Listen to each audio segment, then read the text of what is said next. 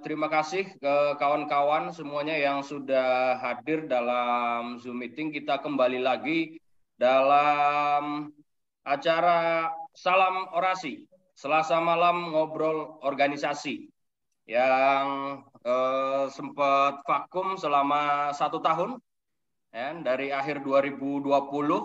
Kemudian kita baru berjalan lagi saat ini di tanggal 25 Januari tahun 2022.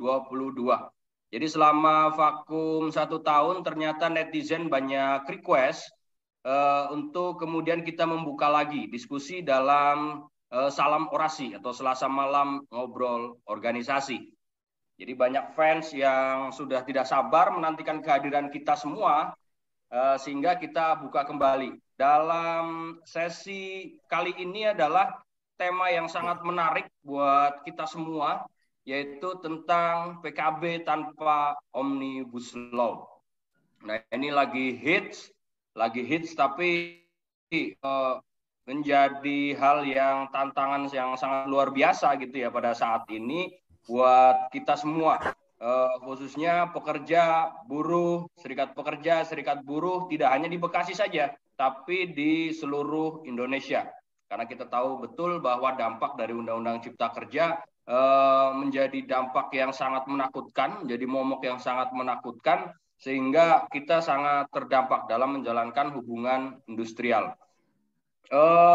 Teman-teman sekalian, di dalam pertemuan kita kali ini di diskusi dalam Salam Orasi, Selasa malam ngobrol organisasi, kita nanti akan berdiskusi, kemudian kita akan mendengarkan penyampaian dari teman-teman PUK yang sudah selesai dalam pembaharuan PKB atau perjanjian kerja bersama, ada di beberapa PUK. Yang pertama ada dari PUK Unilever, terus kemudian dari PUK Sucia, terus kemudian ada dari PUK Multistrada, terus kemudian satu lagi ada dari PUK mana ya, lupa gua. Bristun. Dari PUK Bristun. Nah, dari PUK Bristun. Jadi keempat nanti yang akan sharing kepada kita semua bagaimana PKB tanpa Omnibus Law atau perjalanannya bagaimana dan seterusnya. Itu yang nanti akan kita dengarkan dan yang akan kita diskusikan secara bersama-sama. Baik, sebelum memulai acara atau sebelum teman-teman diskusi, teman-teman menyampaikan suatu dan lain hal, kita dengarkan bersama-sama sambutan dari Ketua PC FSPK PSPSI Kabupaten dan Kota Bekasi yang sudah bergabung bersama-sama dengan kita, yaitu Bung Zen Mutawali untuk memberikan arahannya di diskusi pada malam hari ini. PKB tanpa Omnibus Law dalam Salam Orasi, Selasa malam ngobrol organisasi. Nah, Bung Zen, dipersilahkan Bung Zen. Terima kasih Bung Guntoro. Bismillahirrahmanirrahim. Assalamualaikum warahmatullahi wabarakatuh. Waalaikumsalam. Selamat malam, salam soliditas, salam solidaritas, salam sejahtera buat kita semua.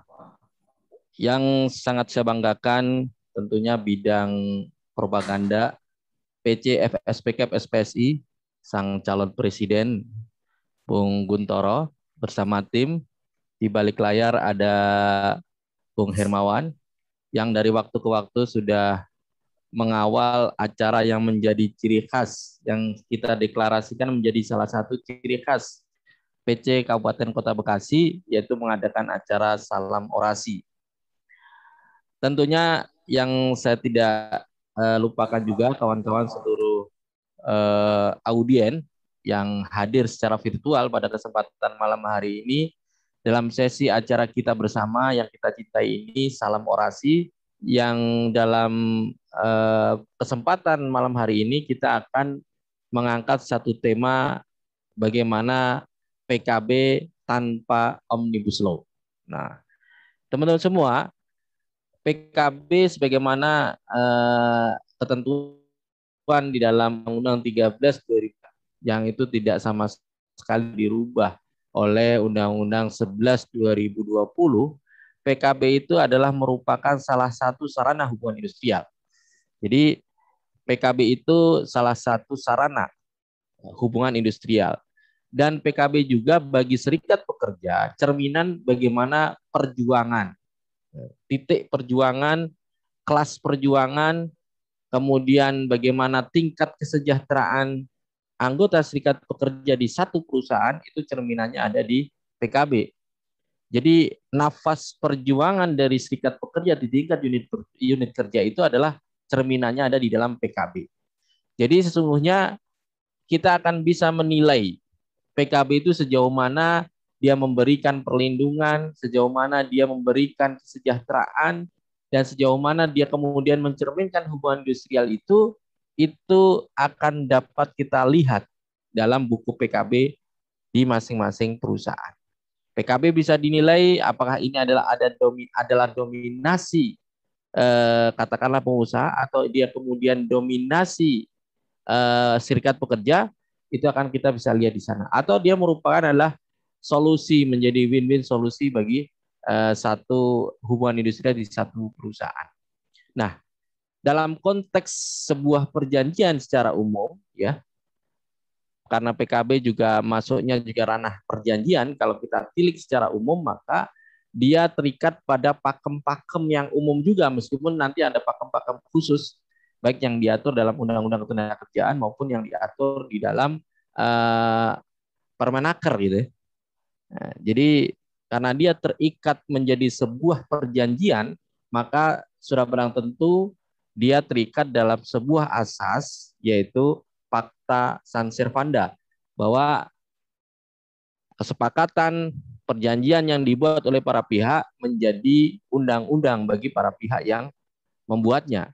Sehingga sangat relevan ketika sebuah perjanjian kerja bersama atau PKB itu kemudian menjadi tolok ukur dan kemudian menjadi pijakan kuat, pijakan hukum dalam konteks hukum yang lebih luas.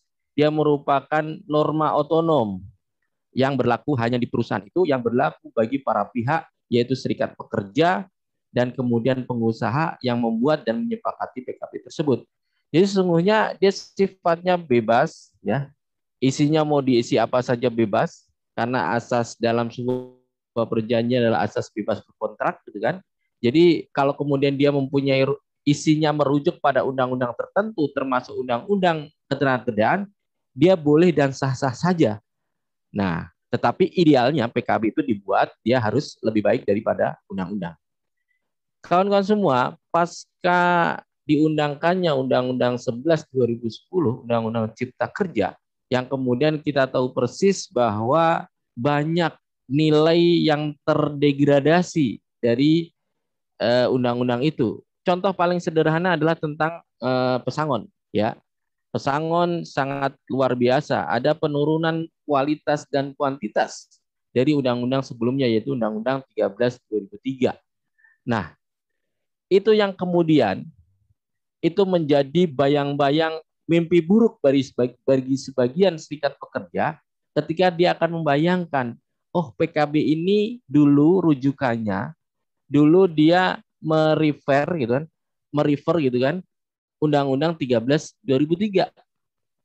Sementara sekarang undang-undang itu sudah diganti oleh Undang-Undang Cipta Kerja. Kita lepaskan dulu ya terkait dengan polemik pasca putusan JR kemarin. Tapi secara umum bahwa ketika Undang-Undang 13 kemudian 13 2003 digantikan yang lebih jelek kualitas dan kuantitasnya oleh Undang-Undang 11 2020, maka bayang-bayang atau mimpi buruk tentang akan turunnya juga kualitas dan kuantitas PKB kita sangat-sangat dialami dan bahkan menjadi sebuah hal yang menakutkan bagi sebagian teman-teman kita ketika akan melangkah untuk berunding di meja perundingan terkait dengan pembaharuan PKB yang sudah habis masa berlakunya. Nah, tetapi sekali lagi teman-teman semua bahwa ternyata banyak hal kalau kita bisa out of the box ya, kita keluar dari sudut pandang hanya memikirkan bahwa PKB itu sesungguhnya hanya terikat pada Undang-Undang Tenaga Kerja. Kita juga belum melirik sampai PKB itu sesungguhnya dalam perspektif umum tadi bahwa dia merupakan sebuah perjanjian yang bebas-bebas saja masukkan apa saja di dalamnya sepanjang disepakati, maka tentunya kita harus berupaya semaksimal mungkin bagaimana perjanjian kerja bersama itu yang pertama tentunya kita pertahankan, yang kedua kemudian sudah barang tentu sebagai serikat pekerja kita berjuang agar dari waktu ke waktu kualitas dan kuantitas PKB kita lebih baik daripada kualitas dan kuantitas PKB sebelumnya. Dan ternyata bayang-bayang bahwa Undang-Undang Cipta Kerja menghantui kualitas PKB kita akan juga mengikuti lebih buruknya, maka itu juga sebagian sudah dibuktikan oleh kawan-kawan kita. Kawan-kawan kita di beberapa PUK yang tadi disebutkan oleh Bung Kuntoro sudah mampu menyelesaikan perundingan. Ini menyelesaikan perundingan artinya duduk bersama, berunding, pembaharuan PKB dari pasal awal sampai pasal terakhir, dan kemudian setidak-tidaknya di samping mempertahankan isi PKB tanpa Undang-Undang Cipta Kerja atau tanpa Omnibus Law tadi, ternyata juga ada teman-teman yang berhasil juga meningkatkan kualitas dan kuantitas PKB-nya. Jadi ternyata itu bisa dilakukan. Dalam beberapa kesempatan, ketika saya mendengar pejabat di lingkungan Kementerian Ketenagakerjaan, baik itu Dirjen maupun Menaker sendiri, menyatakan dengan tegas dalam beberapa kesepakatan bahwa hadirnya Undang-Undang 11 2010, Undang-Undang Cipta Kerja tidak boleh atau dijadikan alasan untuk mendegradasi kualitas PKB yang sudah ada. Itu catatan tebal ya. Terakhir itu saya dengarkan statement itu dari Menaker langsung pada saat penandatanganan PKB di PT Bristol. Dia katakan seperti itu bahwa jangan menjadi alasan Undang-Undang Cipta Kerja itu, Omnibus Law itu kemudian menjadi alasan mendegradasi kualitas dan kuantitas PKB yang sudah ada menjadi lebih buruk. Nah, itu sesungguhnya menjadi senjata bagi kita juga. Nah, oleh karenanya pada malam hari ini kawan-kawan semua, salam orasi hadir dalam rangka pertama membedah itu semua. Tentunya nanti ada narasumber yang akan menyampaikan dan membedah bagaimana sih strateginya agar PKB kita dalam konteks berunding yang sesungguhnya, berunding pembaharuan PKB, kemudian kita bisa melepaskan diri atau meniadakan pasal-pasal yang kualitas dan kuantitasnya tadi lebih buruk dengan adanya Undang-Undang Cipta Kerja. Yang kedua kemudian kita juga akan menghadirkan kawan-kawan kita yang sudah berhasil menyelesaikan perundingan PKB sehingga kemudian benar-benar itu menjadi bukti bahwa ada loh PKB yang diperjuangkan dalam perundingannya kemudian benar-benar bebas dari Undang-Undang Cipta Kerja atau Undang-Undang Omnibus Law. Nah, ini hal yang menarik. Mudah-mudahan dengan seiring semangat perjuangan kita terhadap kualitas PKB kita dan dengan arahan atau kajian dari kita dan juga testimoni dari kawan-kawan kita, mudah-mudahan ini menjadi semangat baru bagi kita, khususnya bagi yang sedang dan akan merundingkan pembaruan PKB pasca diundangkannya Undang-Undang 11 2020. Selamat kita berdiskusi, mudah-mudahan banyak manfaatnya dalam kesempatan salam orasi pada malam hari ini. Billahi taufik wal hidayah. Assalamualaikum warahmatullahi wabarakatuh. Waalaikumsalam warahmatullahi wabarakatuh. Ya, terima kasih Bung Zen yang telah memberikan arahan kepada kita semua tadi berkaitan khusus terkait dengan perjanjian kerja bersama atau PKB yang seyogianya kita harusnya memperhatikan betul apa yang disampaikan oleh Bung Zen tadi, karena sejatinya serikat pekerja, keberhasilan serikat pekerja PUK kita semua itu dilihat dari sisi PKB-nya kan itu. Artinya kalau PKB-nya semakin baik, maka keberhasilan kita bisa terukur bahwa disampaikan bahwa kita pun juga akan semakin baik pula gitu. Jangan kemudian ada Undang-Undang Cipta Kerja, akhirnya terus kemudian semua yang ada di dalam PKB akhirnya terdegradasi gitu. Karena mengutip dari pernyataan Menaker juga tadi bahwa hadirnya Undang-Undang Nomor 11 Tahun 2020 tentang Cipta Kerja itu tidak serta-merta menggradasi apa yang sudah baik diatur di dalam PKB atau perjanjian kerja bersama kita.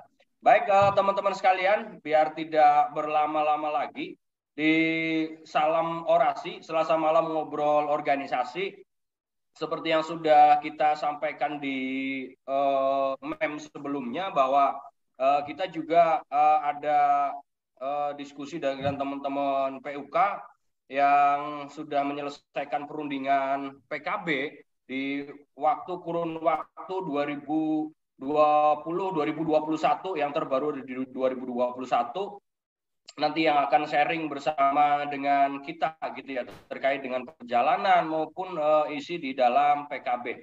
Dan tentu bukan saya yang akan memandunya, karena ada narasumber dan juga sekaligus moderator yang tidak asing lagi buat kita semua, yang sudah malang melintang di dunia perjanjian kerja bersama atau PKB dari tahun ke tahun, dari periode ke periode. Dan tentu kita juga sudah akrab dengan beliau gitu ya.